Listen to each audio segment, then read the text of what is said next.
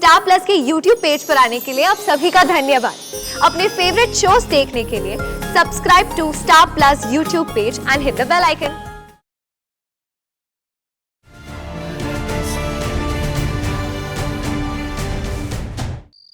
मैं बेहद खुशी के साथ ये सबको बताना चाहती हूँ कि जो औरत विराट और सई के बच्चे को इस दुनिया में लाएगी, वो औरत कोई और नहीं, इसी परिवार की दूसरी बहू है। क्या? वो है पत्रलेखा।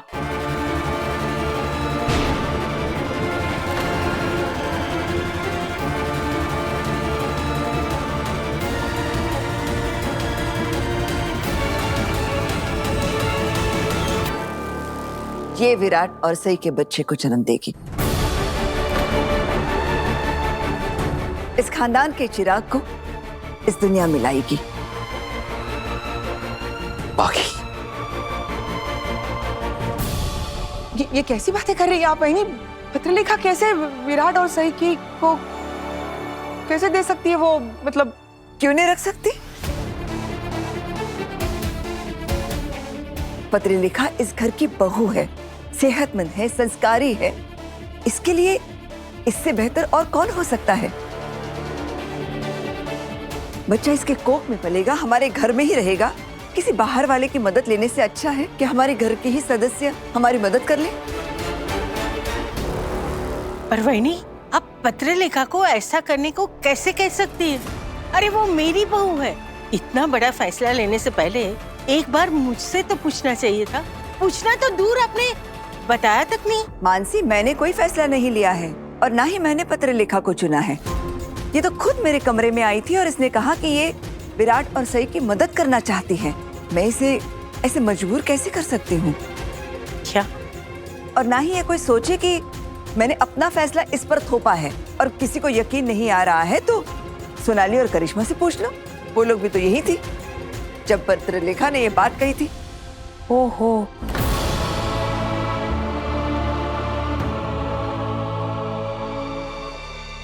बड़ा इतना बड़ा फैसला लेने से पहले एक बार मुझसे तो सलाह मशवरा कर लेती। आई कल जब मैं बड़ी मामी के कमरे में गई तो वो इस परिवार के चिराग को लेकर बहुत ज्यादा परेशान थी और मैं बड़ी मामी को ऐसी परेशानी में नहीं देख पाई, तो मैंने तभी के तभी फैसला कर लिया था कि मैं इस परिवार की मदद करूंगी। मैं सई और विराट के बच्चे को अपनी कोख में पालूंगी और इस दुनिया में लाऊंगी। बाड़ा, तू समझती क्यों नहीं है? अरे तेरे सामने पूरी जिंदगी पड़ी है। ये फैसला करने से पहले एक बार अपने बारे में तो सोचा होता। तेरी आई भी चाहती है ना कि तू जीवन में आगे बढ़े, अपना घर बसाए, पर ये फैसला लेके तूने अपने भविष्य के सारे दरवाजे बंद कर दिए।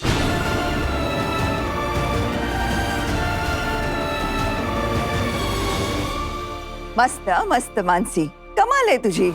तेरी बहू खुद से पहले इस खानदान का भला चाहती है और तू उसे स्वार्थी बनने की सलाह दे रही है। और तू क्यों चाहती है कि पत्रलेखा जिंदगी में आगे बढ़े, दूसरी शादी करे, जबकि ये खुद चाहती है कि वो इस घर की बहू बनकर इसी घर में रहे।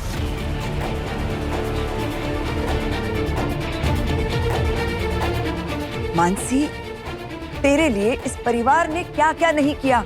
अब जब पत्रलेखा सही फैसला ले रही है तो तू उसे बातें सुना रही है। कह रही है मानसी ताई, बहनी पत्रलेखा के सामने अपनी खुद की जिंदगी पड़ी हुई है। वो अपनी जिंदगी के साथ ऐसे कैसे खेल सकती है? वहीनी, जब मैं विधवा होके आई थी ना, तो मेरी गोद में सम्राट था। पत्रलेखा अकेली है, उसके पास कुछ नहीं है। इसीलिए पत्रलेखा को इस बच्चे को जन्म देना चाहिए ताकि इसके पास भी जीने के लिए एक मकसद होगा। एक औरत जब अपने पति से प्यार करती है तो उसके गुजरने के बाद दूसरी शादी के बारे में क्यों सोचे?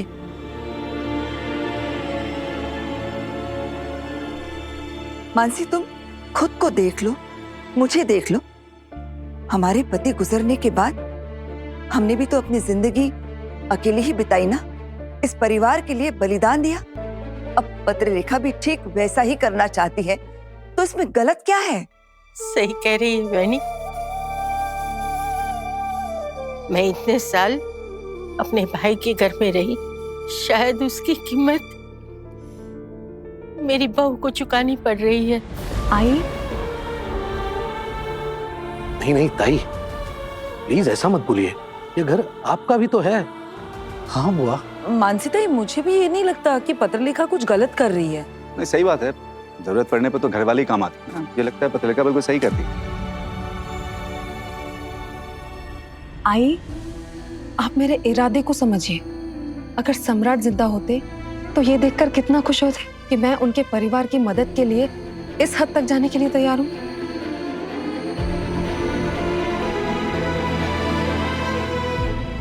तो तय रहा, पत्रलेखा ही विराट और सई के बच्चे को अपनी कोख देगी। तुम लोग डॉक्टर से अपॉइंटमेंट ले लेना। 1 मिनट काकू।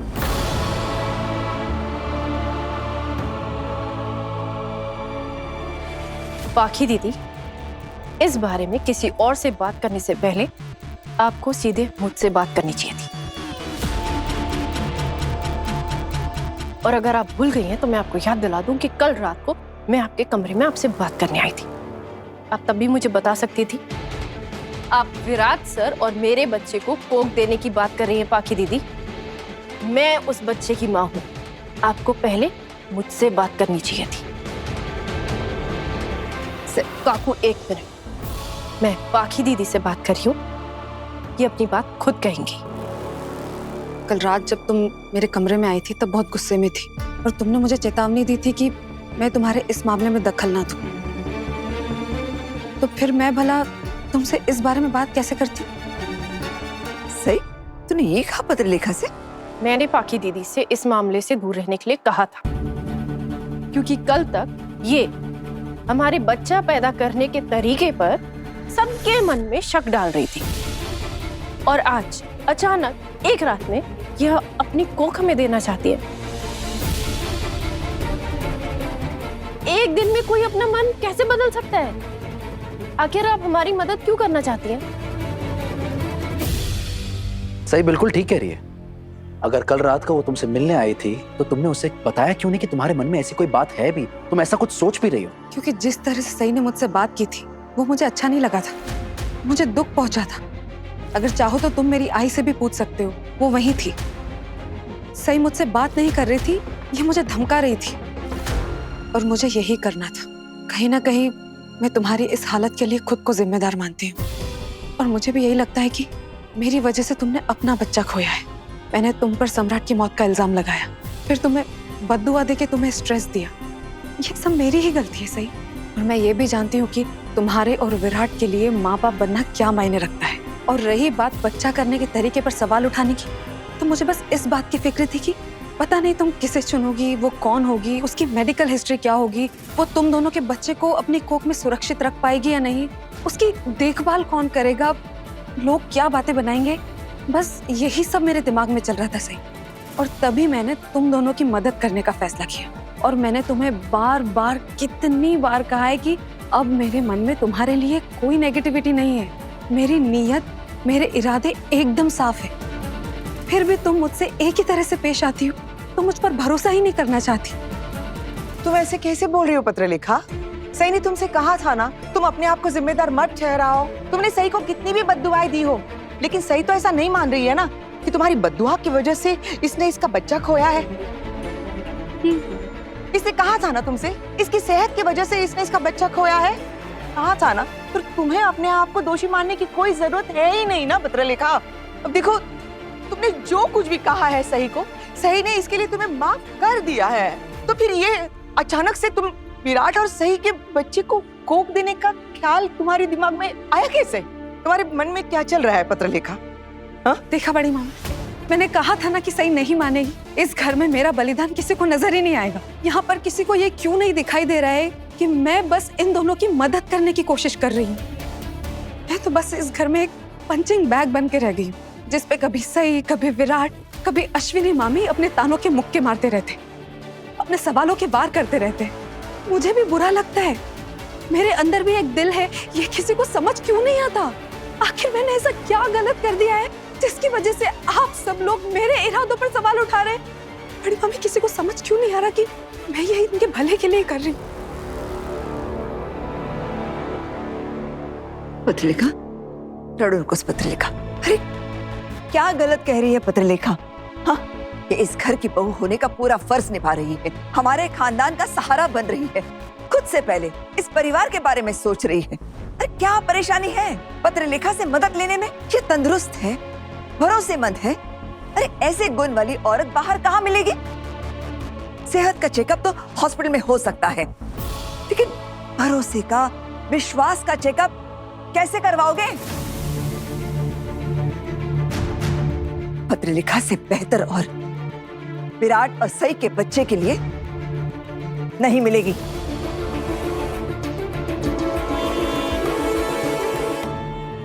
नहीं काकू, आप सोच भी कैसे सकते हैं कि मेरा बच्चा आखी दीदी की कोख में पलेगा?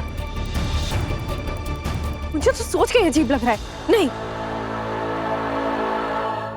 तुम्हें ये सब अजीब इसीलिए लग रहा है ना क्योंकि तुम्हें मुझसे तकलीफ है, लेकिन इन नाजुक मौकों पर व्यक्तिगत समस्याओं को दूर रखा जाता है। जब परिवार में किसी की तबीयत खराब हो जाती है ना, तो दूसरे सदस्य उन्हें खून देते हैं, उन्हें किडनी देते हैं, तब तो वो पुण्य का काम माना जाता है। और अब अपना पति खोने के बाद मैं चाहती हूँ कि तुम दोनों का बच्चा इस दुनिया में आए, तो मेरा ये सोचना गलत क्यों है? मेरे इस फैसले को नफरत भरी नजरों से क्यों देखा जा रहा है? बोलो सही।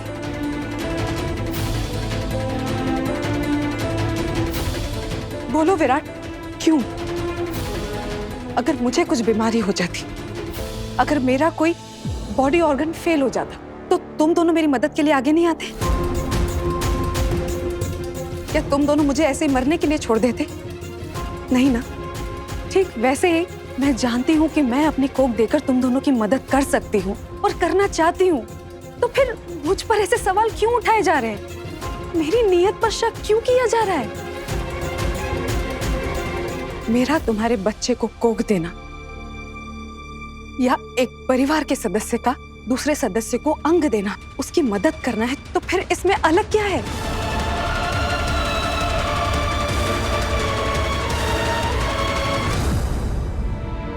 पत्रलेखा ठीक कह रही है, ये निस्वार्थ भाव से तुम दोनों की मदद करना चाह रही है, और तुम लोगों की तो इसके इरादों पे सवाल उठा रही है। अरे इनकी मदद करने में पत्रलेखा का क्या स्वार्थ हो सकता है? तू बता, है कोई जवाब तेरे पास पत्रलेखा के सवाल का? अगर कोई इंसान बार बार चीखता रहे कि उस रास्ते पे मत जाओ, उस रास्ते पे मत जाओ, और अचानक आपको वही इंसान उसी रास्ते पे चलता हुआ दिखे, तो उसके इरादे पे शक होना लाजमी है। पाखी दीदी ने भी बिल्कुल वैसा ही किया है। कल तक ये हमारे बच्चा पैदा करने के तरीके पर सवाल उठा रही थी, और आज खुद हमारा बच्चा पैदा करने के लिए अपनी कोख देने के लिए इतनी उतावली हो रही है। वैसे भी पाखी दीदी मेरे और विराट सर की मदद करने के लिए या मेरे और विराट सर के बच्चे को अपनी कोख देने के लिए मेडिकली योग्य नहीं।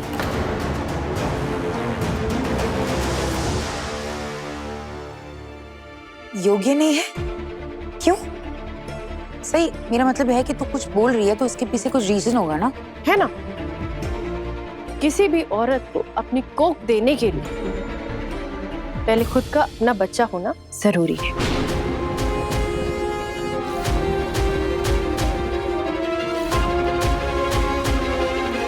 और पाखी दीदी का खुद का कोई बच्चा नहीं है, तो पाखी दीदी हमें अपनी कोख नहीं दे सकती।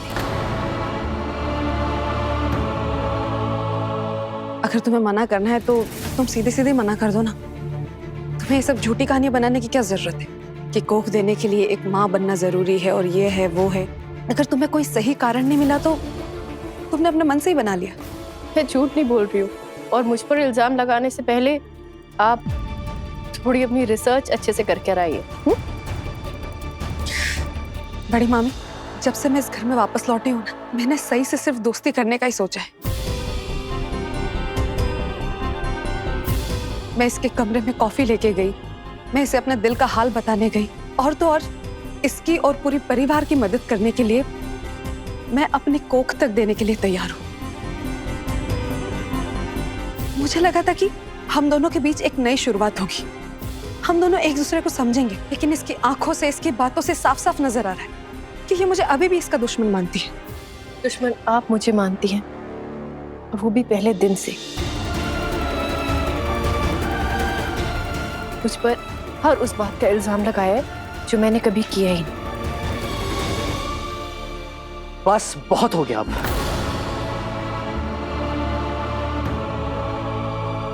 अब मुझे किसी के मुंह से एक शब्द तक नहीं सुनना। मुझे कब से तुम दोनों की और सबकी बातें सुनते आ रहा हूं मैं। दर्द और मायूसी के इस दलदल से निकलकर आखिरकार मैंने किसी और तरीके से बाप बनने का फैसला लिया था। मैंने खुशियों की तरफ एक कदम बढ़ाया ही था, लेकिन उस रास्ते में आप लोगों ने ये बहसबाजी के पत्थर डाल दिए। मैं मानता हूं आप मदद करना चाहते हैं, लेकिन मदद करने का मतलब क्या होता है? किसी की तकलीफ कम करना, आसान करना, लेकिन यहां तो तकलीफें बढ़ती ही जा रही हैं। देखिए, और वक्त बर्बाद नहीं करते हैं और बहस नहीं करते हैं, प्लीज। अगर सही नहीं चाहती है कि पाखी हमारे बच्चे को कोख दे, तो इस पर जोर मत डालिए ना।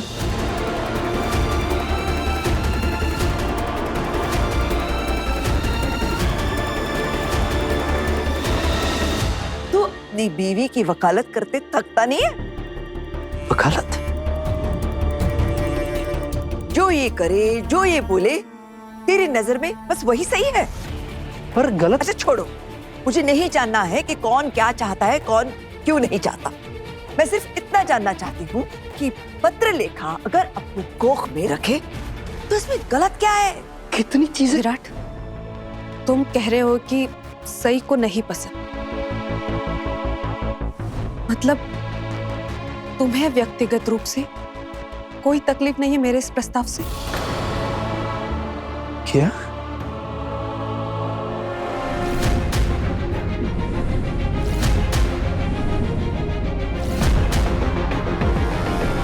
मैंने ऐसा नहीं कहा।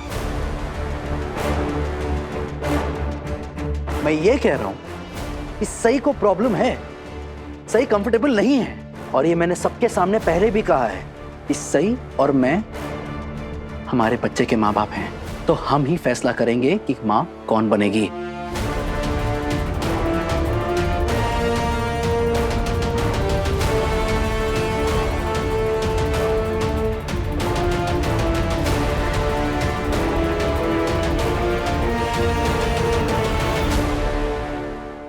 पिछली बार तुम दोनों अपना फैसला सुनाकर यहाँ से चले गए थे ना, आज मैं जा रही हूँ क्योंकि मैंने अपना फैसला सुना दिया है।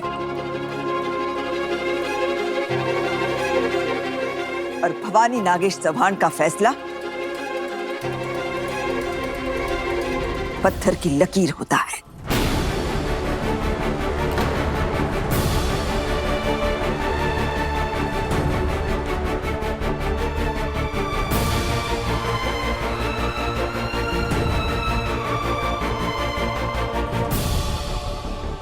थैंक यू बड़ी मामी, thank you so much.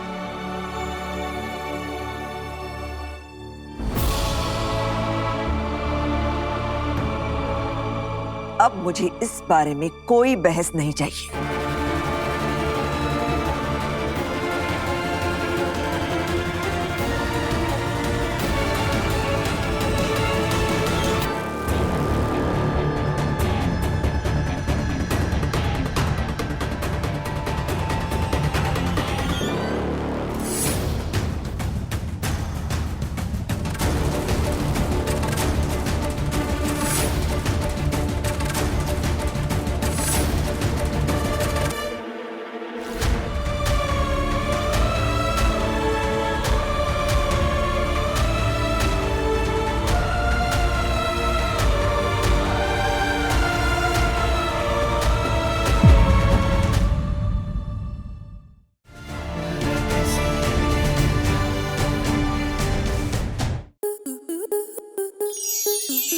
enjoy more such amazing videos, subscribe to our YouTube channel.